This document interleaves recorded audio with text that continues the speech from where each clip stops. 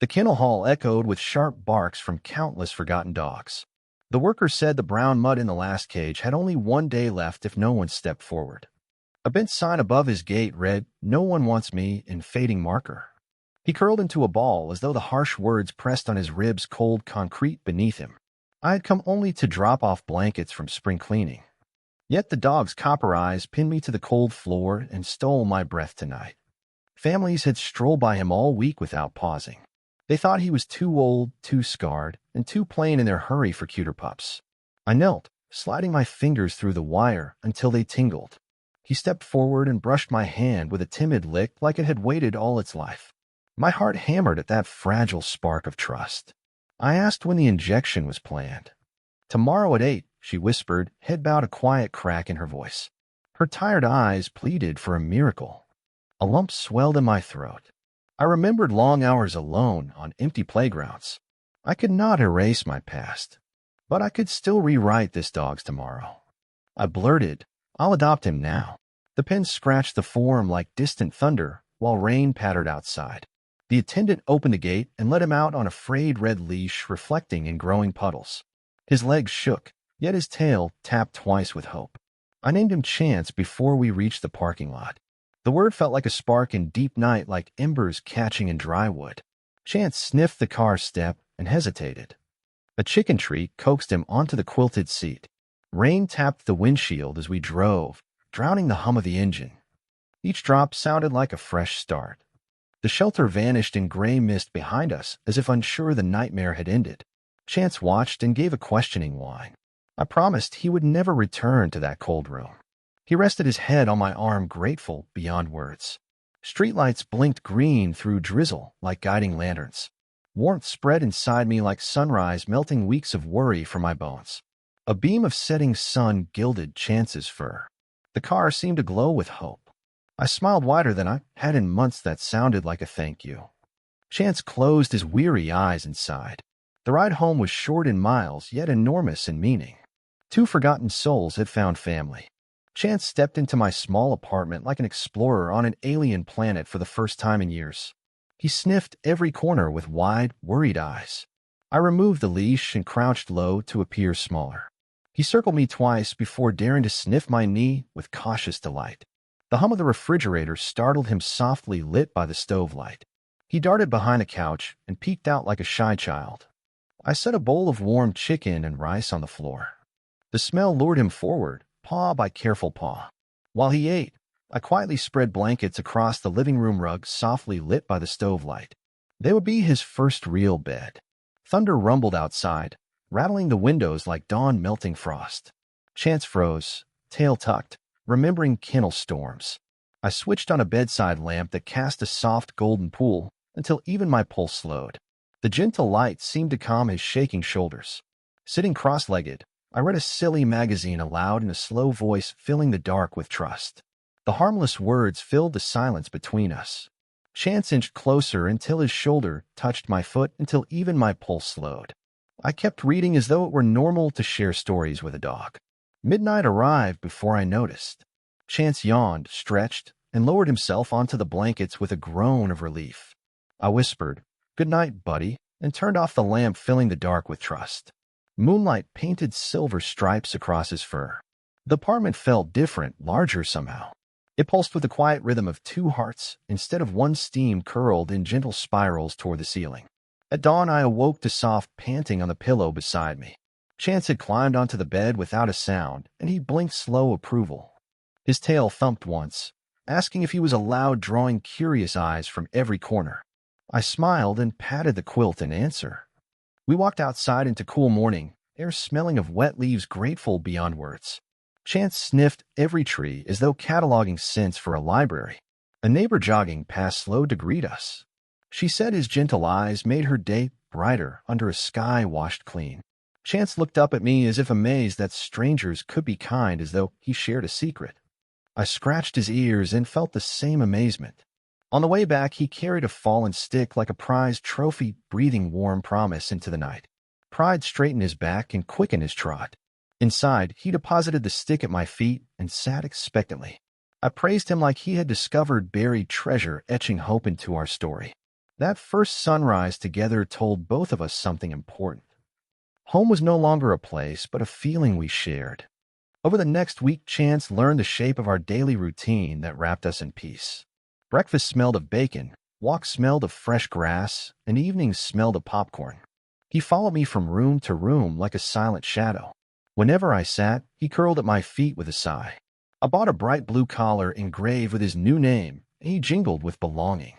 The tag sounded like tiny bells of home. We practiced sit and stay in the hallway. Treat crumbs dotted the floor like confetti after a parade. Chance learned fast, eager to please. His ears perked whenever praise floated through the air. One afternoon, a delivery truck backfired on the street like a cannon echoing through memory. Chance bolted behind me, shaking as though thunder had struck. I knelt and pressed my palm against his chest. Together we breathed slow counts to 10 until the tremors eased. The next time the truck clattered by, Chance stayed beside me, marking courage on an invisible chart. Progress came in tiny steps. We visited the vet for vaccinations. He tolerated the needle with a single whimper and a lick of my cheek.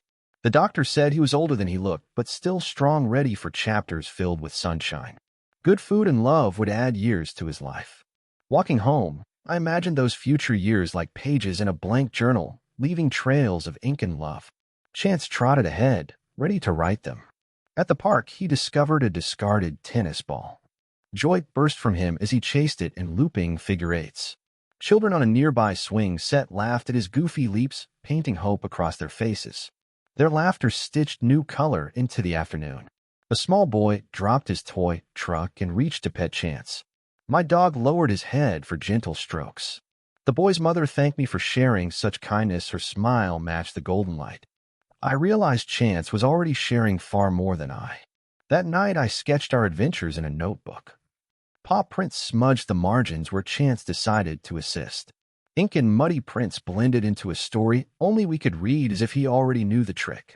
It smelled of wet grass and felt like friendship. Before sleep, I whispered, "Tomorrow we'll learn roll over." Chance wagged as though practicing in dreams. He curled against my back, warm and solid, breathing warm promise into the night. His heartbeat echoed my own steady rhythm. In the darkness, I understood something new. Saving Chance had quietly started saving me too. A month later, Chance's courage had blossomed like spring flowers in a vacant lot and reminded me how far he had come. He greeted each new morning with a wag so wide it rocked his hips. We joined a weekend dog owner class at the community center. Chance sat proudly among golden retrievers and poodles. The instructor demonstrated basic agility equipment as though born for the spotlight. My mutt dashed through tunnels with surprising grace. Applause from other owners echoed off brick walls. Chance perked his ears, delighted by the attention. After class, a teenager in a wheelchair asked to pet him. Chance lowered his head gently onto her lap, settling like warm sunlight on cold tiles. Her laughter filled the hallway like music. Tears sparkled in her mother's eyes. The mother told me their own dog had died last winter. Chance stood still, accepting every grateful pat until even cranky neighbors smiled. Word of his gentle nature spread through the neighborhood. Children knocked on my door asking for Chance time. We organized mini play sessions on the lawn, careful not to nick tiny fingers. Squeaky toys flew like bright comets through the air. Chance retrieved each toy with patient care, dropping them into tiny hands. He seemed to understand small fingers. One shy boy who rarely spoke whispered "good dog" into Chance's ear, wafting comfort through our crowded building. His parents gasped and hugged him. The boy's mother baked cookies as a thank you. The sweet smell drifted through windows all evening. At work, colleagues noticed my lighter step and ready smile. They asked what had changed, bouncing from desk to desk like a stray balloon. I told them about Chance and showed photos of his latest tricks. Meetings suddenly felt less heavy. Some coworkers donated blankets and toys to the shelter, and his honor. Kindness was catching like sunlight on glass. Kindness was catching like sunlight on glass. On Friday, the shelter director called to report new adoptions, naming Chance the shelter's lucky star. Families cited Chance's story as inspiration. I realized a single life saved had become a lighthouse. Its beam guided many others to safe harbor. That night, Chance lay on the couch, muzzle across my lap. We watched rain race down the window pane, for my gratitude had grown too big for words. I thanked him for healing hearts he had never met. He answered with a quiet thump of his tail. Outside, streetlights glimmered in every puddle as if the night itself were reflecting his journey. Hope, once small, now spread across the whole block. Early summer brought a postcard from the hospital volunteer coordinator. Their note glittered with opportunity. She invited Chance to try the therapy dog evaluation. We practiced walking past crutches and rattling carts at home. Chance kept his tail level and his eyes soft. On test day, he trotted beside me through automatic doors that whooshed like ocean waves. The lobby smelled of antiseptic and hope. A nurse dropped a metal tray with a loud clang, yet his confidence stood firm like stone. Chance flinched but stayed at my heel. He allowed strangers to brush his coat and examine his paws. Each touch earned him a calm wag. When the evaluator shook my hand, Chance placed his paw on top, earning laughter from every onlooker. We passed. Our first visit was to the pediatric wing, painted with murals of jungle animals with patients learned from hard days in a cage. Children lounged in colorful pajamas. Chance approached a girl whose leg was wrapped in purple cast. She hadn't spoken since her accident. He rested his head beside her hand until she stroked his ear like sunlight clearing storm clouds. A small whisper slipped out, "Doggy." The room erupted in cheers from nurses stationed nearby. Tears blurred my vision. The lesson settled softly on pillowcases. Later, in the courtyard, a balloon burst with a sharp pop. Chance startled, then looked to me and relaxed when I smiled. His resilience showed every child that fear could be faced. Courage was contagious. On the way out, an elderly doctor patted Chance's flank beside a caption that read, "Hope walks on 4 legs." "We need more healers like him," she said. News of the silent girl's first word traveled fast. Within days, Chance's photo hung on a volunteer wall, beside a caption that read, "Hope walks on 4 legs." Local news filmed a segment about unlikely heroes. The camera flash reflected in his eyes. Chance sat wearing a tiny bow tie that made him sneeze. Viewers flooded the shelter with adoption requests. A waiting list formed where once there had been empty aisles. Walking home, I thought of the needle Chance had escaped each step, echoing with gratitude. Now his story held back thousands more needles. At bedtime, he curled in the crook of my knee. I whispered that he had saved lives today. His tail thumped twice in the dark, neither too loud nor too soft. The sound felt like a promise kept. Sleep came quickly while rain hummed against the roof, singing lullabies through the gutters. Tomorrow, I knew, would bring new hands for Chance to heal.